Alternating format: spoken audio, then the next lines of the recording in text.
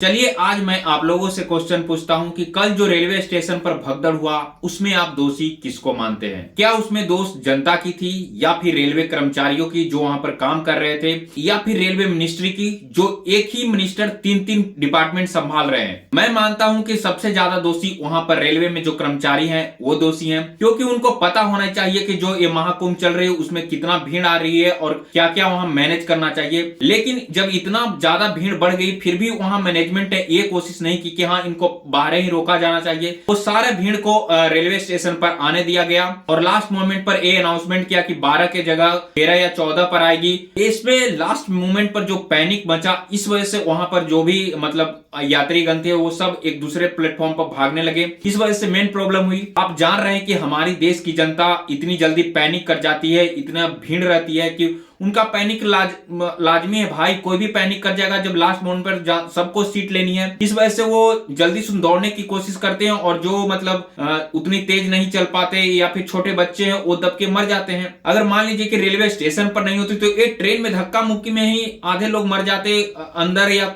बाहर में ही वहीं पर गिर करके। तो रेलवे को अब ये सोचनी चाहिए कि हाँ मतलब हम इतना भीड़ तो कमने वाली है नहीं, जहां तक ये बढ़ी रही है तो उस हिसाब से मैनेजमेंट भी करनी चाहिए। हम हर चीज को इस पे नहीं छोड़ देना चाहिए कि हाँ किसी ने साजिश किया है या इस वजह से। अब आप सीधा मतलब इतना आपको मैच्योर होना हुआ कि हाँ हमारे देश की पॉपुलेशन इतना बहुत ज्यादा होते चली जा रही है, इस वजह से हमें मैनेजमेंट भी वैसे ही करना चाहिए। आप टैक्स ले रहे हैं तो वैसे सुविधा भी दीजिए, या फिर आपको लगता है कि हाँ बहुत ज्यादा भीड़ बढ़ रही तो आप ऐसा व्यवस्था करिए कि आप स्टेशन से पहले ही रोका जा सके या अनाउंसमेंट कराइए कि हाँ भीड़ बहुत ज्यादा हो गई, इस वजह से आज इतना ही यात्री लोग जा पाएंगे, अगले यात्री कुछ दिन या फिर कोई डेट फिक्स करिए ताकि वो यात्री ना जा पाए और या फिर अपनी जान ना गवा पाए। और मैं मोदी सरकार से भी पूछना चाहता हूं कि क्या आपके डिपार्टमेंट में सिर्फ एक ही ऐसा मंत्री है जो काबिल है? आपने अश्विनी वैष्णव को तीन तीन डिपार्टमेंट थमा रखा है, railway ministry, broadcasting ministry, information and technology ministry. तो भाई साहब क्या आपके मतलब की डिपार्टमेंट में सिर्फ एक ही काबिल व्यक्ति है जो